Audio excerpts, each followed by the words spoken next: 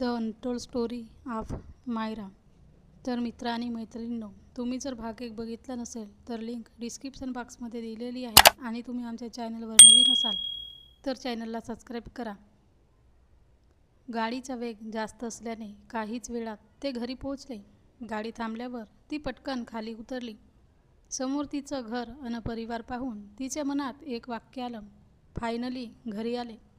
तिने समोर पाहिलं. तिचा सगळा परिवार तिच्या स्वागतासाठी बाहेर आला होता. घराला एखादा सणाप्रमाणे सजवलं होतं. तिची नजर सगळीकडे भिरभिरत होती. जणू काही हरवलेल्या आठवणी ती आठवायचा प्रयत्न करत होती. नकळत तिच्या डोळ्यात पाणी तरळलं. तिने पटकन ते लपवलं अन समोर पाहू लागली. समोर एक आलिशान वाडा होता. चिरेबंदी 4 मजली टुमदार बंगला होता. वाद जरी जुन्या रचनेचा होता तरीही त्यात खूप नाविन्य होतं. तिच्या स्वागतासाठी सगळा परिवार दरवाज्यावर आला होता. सगळ्यांनाच तिला भेटायची ओढ लागलेली होती. आजी आजोबा, दोन्ही काका अन काकी, तिचे बाकी भावंड, तिचा सक्का मोठा भाऊ अन जुळी बहीण, तिची माम अन पप्पा. सगळ्यांच्या चेहऱ्यावर तिच्या भेटीची आतुरता तर होतीच, पण एक नर्वसनेस देखील होता. ती त्यांच्या अगदी समोर जाऊन उभी राहिली. तिच्या चेहऱ्यावर हसू होतं. ते हसू पाहून सगळे थोडे निश्चिंत झाले. ती दरवाज्यावर आली. तिच्या आजीने हात दाखवून थांबवलं. तिने प्रश्नार्थक नजरेने आजीकडे अन नंतर बाकीच्यांकडे पाहिलं. सगळे गंभीर चेहरा करून उभे होते. क्षणभर ती देखील गोंधळली, पण मग आजीने जास्त न ताणता आरतीचं ताट तिच्या समोर केलं. आरतीचं ताट पाहून तिच्या चेहऱ्यावर हसू आलं. सगळेच हसत होते. आजीने तिला ओवाळलं. तिच्यावरून भाकरी अन पाणी ओवाळलं. बाजूला उभा असलेला तिचा मोठा भाऊ हे सगळं पाहत होता. तिच्या चेहऱ्यावर आलेलं हसू, त्यांचा हसत असलेला परिवार. किती दिवसांनी त्याला हे सुख मिळालं होतं. आधीही ते खुश होते, पण मनात कायम ती नसल्याची खंत असायची. पण आता नाही.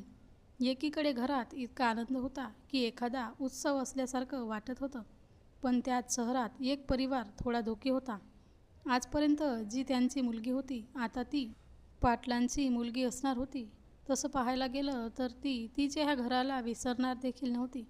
पण मन आहे थोडंफार वाईट तर वाटणारच ना. आता तिचा ह्या घरातला हक्काचा वावर कमी होणार होता. तसं तो 3 वर्षापूर्वीच झालेला, पण त्यावेळी तिला दुसरं घर नव्हतं. पण आता तर तिला तिचा परिवार मिळाला. ती आपल्याला विसरणार तर नाही ना. बिचारे प्रोफेसर प्रधान आपल्या डोक्यातल्या विचारांच्या गोंधळात हरवून बसले होते. मायरा ह्या सगळ्यात हरवून गेली होती. गेल्या 3 वर्षात खूप विचार केला होता. माझ्या परिवारात गेल्यावर मी हे करेल, मी ते करेल. पण आज तिला बस ह्या सगळ्यांपासून निवांत राहायचं होतं. ना कसलं टेन्शन अन ना कसली जबाबदारी. एक मुक्त जीवन जगायचं होतं. तिला तिचा परिवार मिळाला. ती खुश होती, पण तिला काहीतरी मिसिंग वाटत होतं. जसं ती खूप महत्त्वाचं काहीतरी विसरली. तिला सतत असंच वाटत होतं की काहीतरी राहिलंय. अन त्यामुळे तिचा चेहरा थोडा चिंताग्रस्त व्हायला लागला होता. तिचा तो चिंताग्रस्त चेहरा पाहून सगळेच शांत झाले. तिने आसपास नजर टाकली. सगळे थोडं टेन्शनमध्ये वाटत होते. तिने सगळ्यांचे चेहरे पाहिले अन मोठ्याने हसू लागली. तिला हसताना पाहून बाकी सगळे पुन्हा मस्ती करू लागले. तिची चिंता तर कमी झाली नव्हती, पण तिला स्वतःच्या चिंतेने सगळ्यांना चिंतेत नव्हतं टाकायचं. तिला सध्या तरी सगळ्यांसोबत आनंदी राहायचे होते. तिच्या मित्रांसोबत अन परिवारासोबत. मित्रांचा विचार येताच तिला तिचे सप्तसूर आठवले. मायरा प्रोफेशनली एक डेंटिस्ट, नवी डेंटिस्ट. कारण तिनं तिचं कॉलेज नुकतंच पूर्ण केलं होतं. तसं जवळपास सगळं शिक्षण पुण्यातूनच केलेलं. फक्त डिग्रीसाठी तिला डेहराडूनमध्ये जावं लागलेलं होतं. डेहराडूनच्या 5 वर्षात तिने खूप मित्र जमवले होते, पण खास फक्त काहीच नव्हते. अन त्या खासमधल्या एकीने काही काळापूर्वी फोन करून स्वतःचं अस्तित्व दाखवून दिलेलं. ह्या खास फ्रेंड्समध्येही 2 जण तिच्या खूप जवळचे होते. अन एक असा होता जो तिला तिच्या जवळ हवा होता, विनोद. विनोदनं ती 8वीपासून सोबत होते. 5 वर्ष त्यांनी खूप धमाल केली, पण नंतर त्यांचे रस्ते वेगवेगळे झाले. आपापल्या करिअरमुळे. विनोद एक लायर होता. तो सध्या मुंबईमध्ये असायचा. कामाच्या व्यापामुळे त्याचं अन मायराचं भेटणं सध्या कमी झालेलं होतं. मायराच्या मनात त्याला एक स्पेशल जागा होती. त्यानंतर येताच एकतर नील, जॉब विनोद सारखाच तिच्यासोबत 8वीपासून होता. तो पुण्यातच असायचा, पण तिला भेटायला म्हणून डेहराडूनलाही जायचा. मायराची बेस्टी. त्याला मायराबाबत सगळं माहीत असायचं. मायरा अन तो गिटार पार्टनर्स होते. प्रिया मायराची दुसरी बेस्ट फ्रेंड, एकदम बडबडी. समोरच्याचं ऐकून राहील बाजूला, हिला फक्त स्वतःचं ऐकवायचं असतं. तिला आवडणारा फक्त वेद, तिचा बॉयफ्रेंड, जरासा शांत अन समंजस. मायरासोबत प्रिया अन वेद हेही डेंटल स्टुडंट्स होते.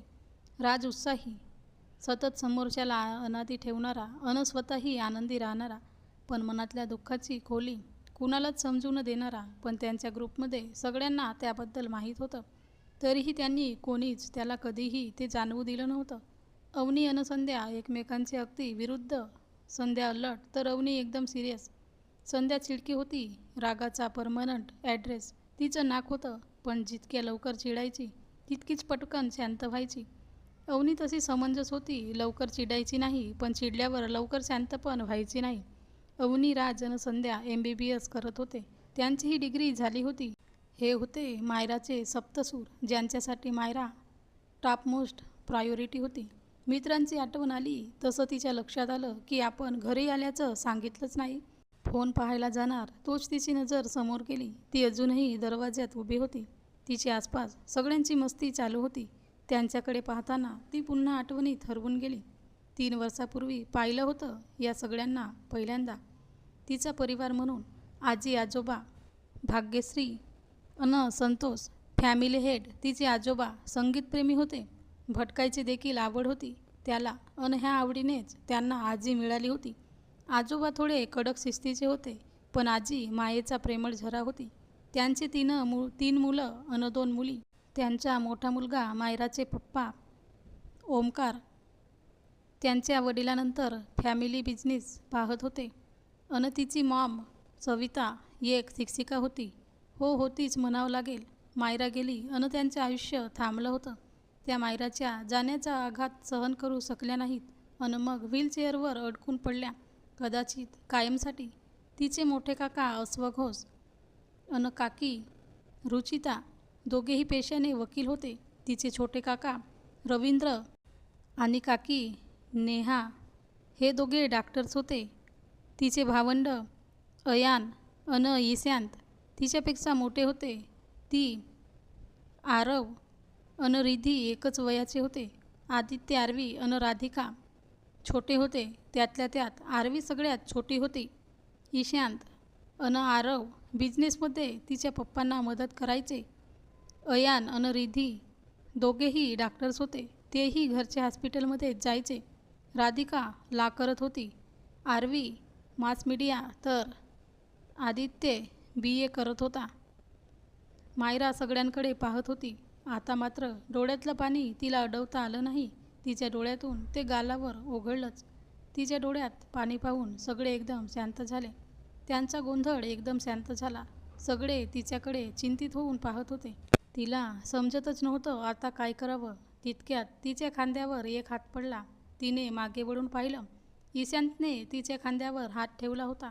त्याने तिचे डोळे पुसले अन नाही अशी मान हलवली. तशी ती खुदकन असली. तर मित्रांनी मैत्रिणींनो, हा भाग कसा वाटला कमेंटमध्ये सांगा आणि सबस्क्राईब करा.